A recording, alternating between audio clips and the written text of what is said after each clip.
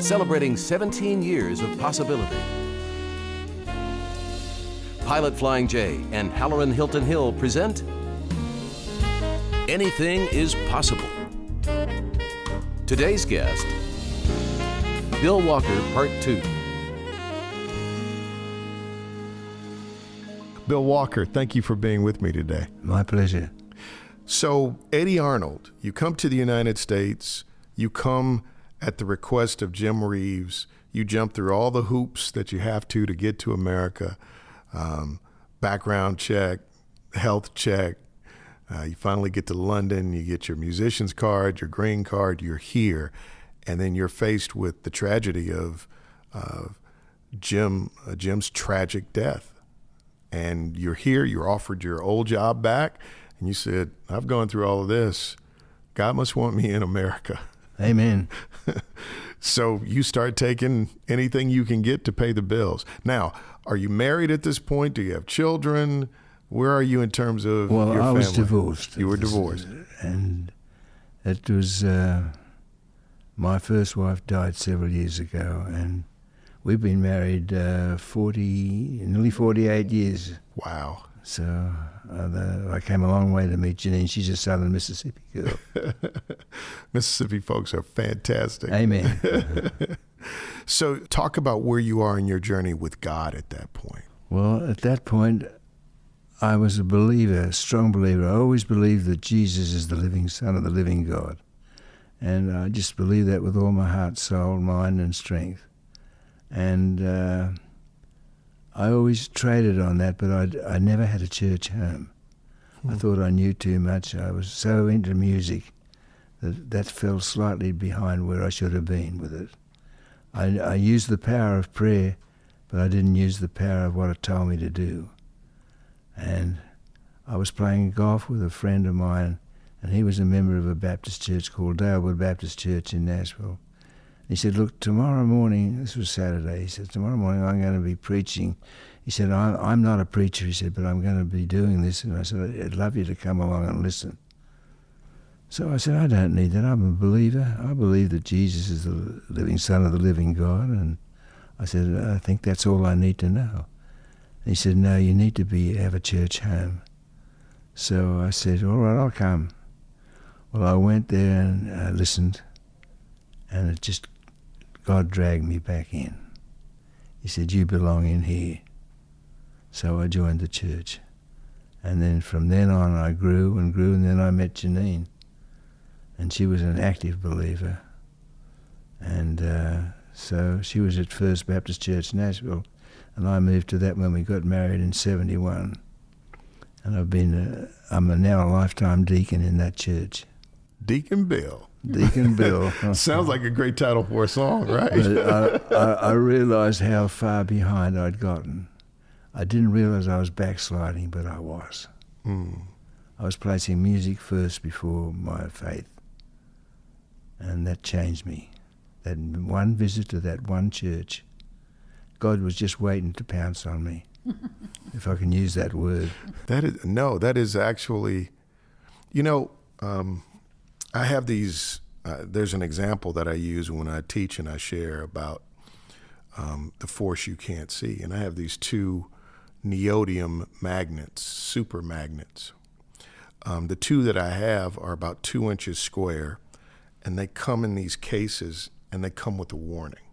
You have to wear work gloves. Herb saw it the other day. Herb, who's here with us. And these two magnets, if you get them in proximity to one another, the force is so strong that they snap together and Amen. spark. I know that force.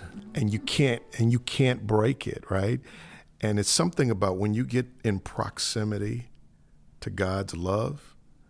That's why when you said you were apprehended by it, what word did you use? It was pounce. God pounced on you. That really is the way the power of his love works. It comes after you.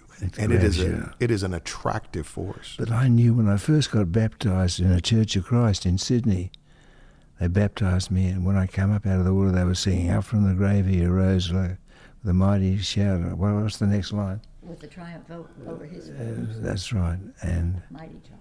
And I went to school the next day, and I tried to Christianize everybody in my class, much to the horror of my teacher. And I don't know how I ever let that slip back. I just don't know, but I did. But the love of God is so persistent. Amen. That, Thank goodness. right? If he's got to And those run who you wait over on here the to Lord will U.S. renew their strength and mount up soar. on wings like eagles. Yeah, I love that. Let's get a quick break. When we come back, I want to talk about you finding your faith and then finding your footing musically in America with some incredible artists, not the least of which were Johnny Cash and Eddie Arnold and Chet Atkins and others. This is Anything is Possible. We got more in a moment. Possibility powered by Pilot Flying J, Covenant Health, Home Federal, and the Knoxville News Sentinel. Coming up. Tell me about your journey with Johnny Cash. A believer, a deep believer. He and June. June was a wonderful person. She did to Johnny what Janine did for me.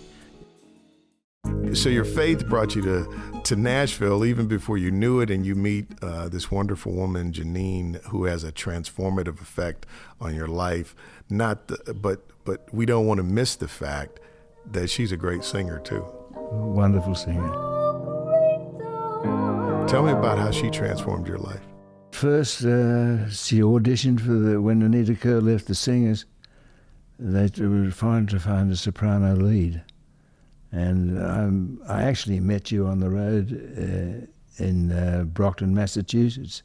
Your group was headlining, for the headliner, you were the front act for Eddie Arnold. And I was conducting for Eddie. And I heard you singing. And I was the one that told you about how they were auditioning for the singers in Nashville and that you should try it out.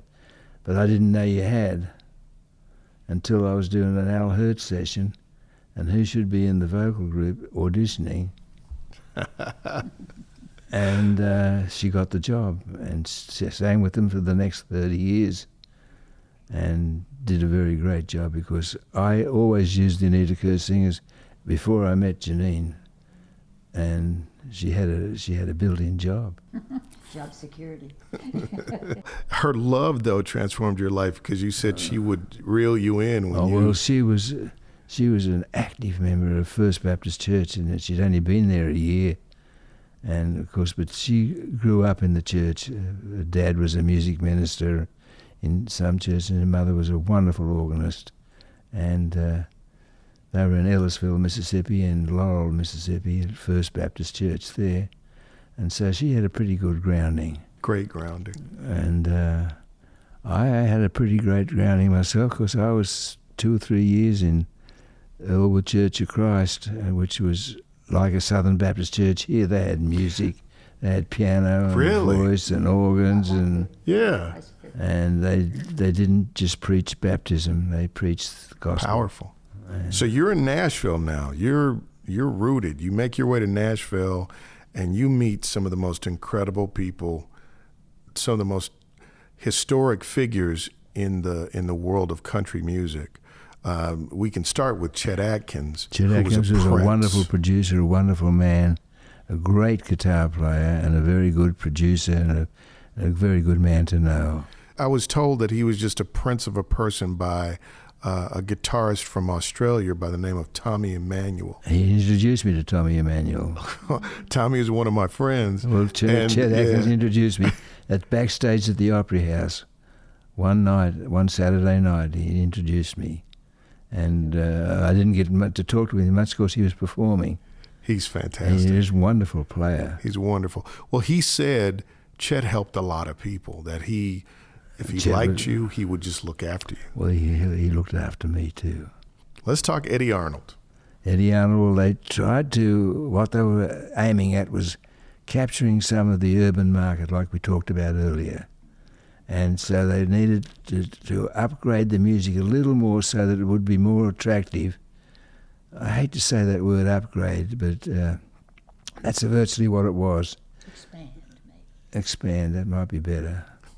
Because what the boys were doing there was great. The Nashville sound was a great ambivalent sort of attitude towards music. It was strictly a head thing, and most of them didn't read music. The number system. But it was the number system, that's right. And then I still wrote some of the arrangements where for the guitar players I would write a numbers chart, whereas everybody else had music. And they could then play that at any key. It didn't matter because your number was a number. If it was a 4 chord, it was a subdominant chord, and no matter what key you were in. So it was very handy in that respect. A lot of jazz players used that. And so it was just a wonderful transition. And they wanted me to upgrade the music, so by adding strings, maybe a little woodwind, maybe a little horn here and there, until we got to where it got to be pretty big. It became a huge... on the CMA awards shows, those days I used to use a 30-piece orchestra. Wow. But my rhythm section and my vocal group were always basic Nashville sound. And then you'd rap. And I used to make sure if we were writing for Mel Tillis that we wrote what Mel Tillis could understand and sing to. And not try to make him do something that he wasn't used to. And that was, I think, and being prepared like that helped make me a success with them. And I did just about every television show that ever came out of there. That's amazing all in and of itself. Here's another name, Johnny Cash. Wonderful man. Tell me about your journey with Johnny Cash. A believer, a deep believer. He and June. June was a wonderful person. She did to Johnny what Janine did for me. There was a basic, solid stand there that you could lean on if you needed it. So did Johnny Cash also have a television show? Oh, yeah. So you did the TV show, correct? Yeah. And he had, for 2.5 years, we did ABC, 1 hour on every Wednesday night. And it was 1969, 1970 into 71. Started in 68 with I think we did the summer replacement show. So you were doing orchestration for live shows, TV shows, you were producing records, and your career is just flourishing. It was doing very well for me. I was blessed. Is the success chart just straight up, or did you face some significant difficulties along the way? No, the musicians we had a good compatible attitude. We all got along great. They understood my Australian accent, not like in Johannesburg where half my orchestra were Afrikaans and the other half were Jewish. Oh, wow. And I'd say something when I first got there, and I had a pretty broad Australian accent. And I'd see the Afrikaans guys and another Jewish guy and say, "What did he say?" And so I learnt to speak slowly. But in Nashville, the people understood me better. How did you relate to the shifting of the music industry? The music industry goes through all of these... Well, it was very slow. We didn't just jump on it. We started with Make the World Go Away, where there were strings, and where we were basic guitar and piano filling in the bridge. So I put Floyd Kramer on the bridge and made the 8 bars there with a string background doing the Floyd Kramer sound with Eddie singing. We had an acceptable sound for the Urbanites and an acceptable sound for the Appalachianites. So we were covering both ends. Coming up. Talk a little bit about Donna Fargo. We had Happiest Girl in the Whole USA. I'd agreed to produce her because she couldn't get anybody to listen to her in Los Angeles. They tell me when it comes to music, one of the greatest things you can have is taste. Really great taste, fine taste. And it seems like you have this sense of knowing what should be where. Those who orchestrate, half of it is knowing what doesn't belong. You're right there. And also remembering that simplicity is the keynote of greatness. That you don't try to show everybody what you know by writing ridiculous things into an arrangement. You write things that people understand, that it doesn't have to be a virtuoso to play them. You write things that sound good because the person playing them can do that. You're not trying to overwhelm them with something that you think, oh boy, I'll get them here and write something that is difficult. Where did you learn that? I didn't really learn that, but I had a theory and harmony teacher in the conservatorium that sort of realised that simplicity was the keynote, and he did preach it, but I already sort of knew that.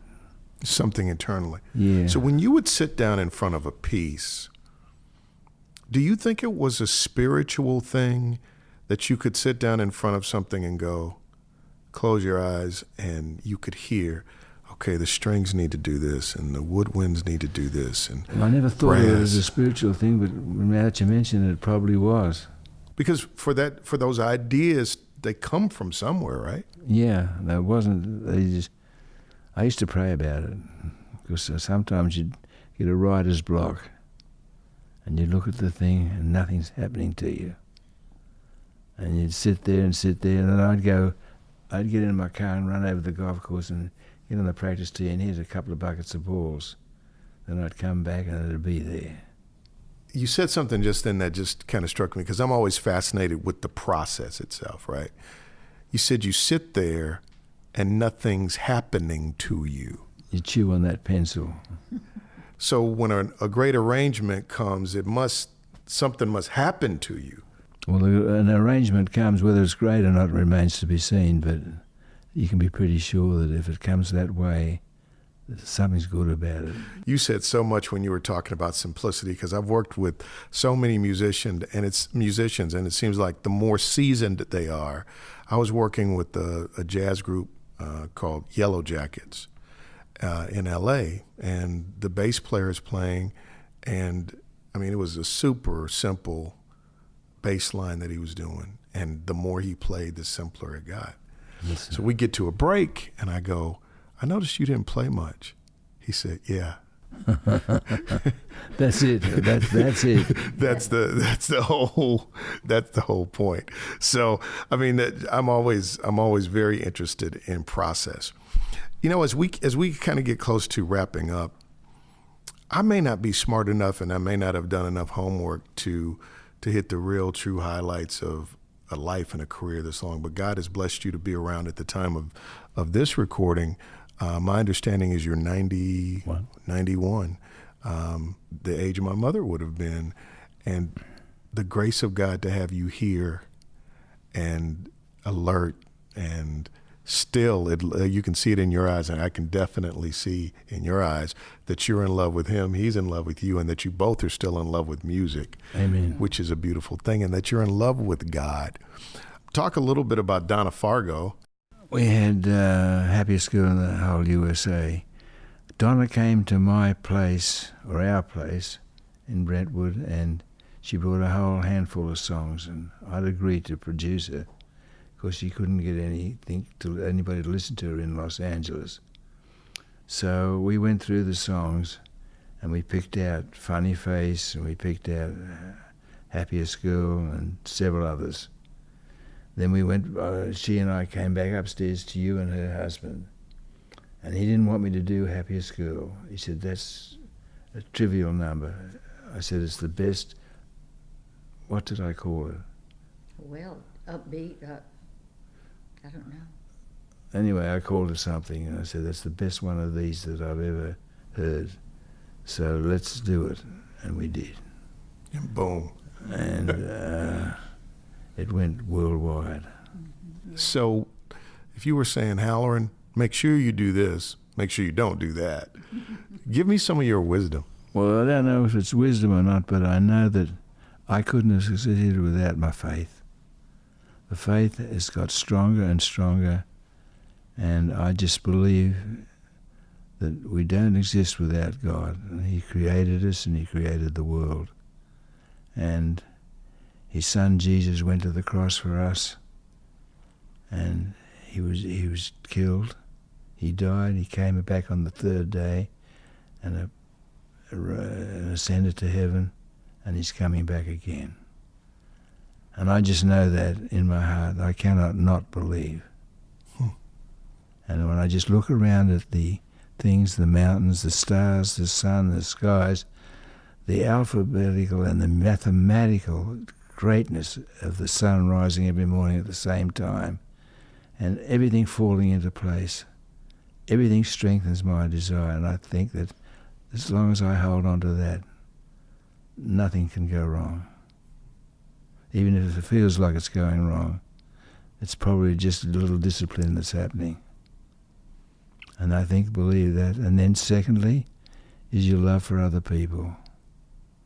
It doesn't matter what we are or who we are. Matthew 5 talks a lot about that in the Beatitudes. They're the hardest Beatitudes of any kind to follow, when it tells you not to hate, not to do this, not to do that. But it's there and it's true. And the more you practice it, the truer it gets. And that's just how I feel. And that's what I believe. There's no way we can compress 91 years into 90 minutes, but just to get a sense of your story is a story of possibility. You go from a dairy farm in Australia to the top of the country music world, the music world, period. And along the way, your faith didn't fall off. And that's probably the most beautiful thing. Really, truly, I'm thankful. Thank you for being here today. I think your life proves that wonderful. anything is possible. It's been a blessing to me. Thank you.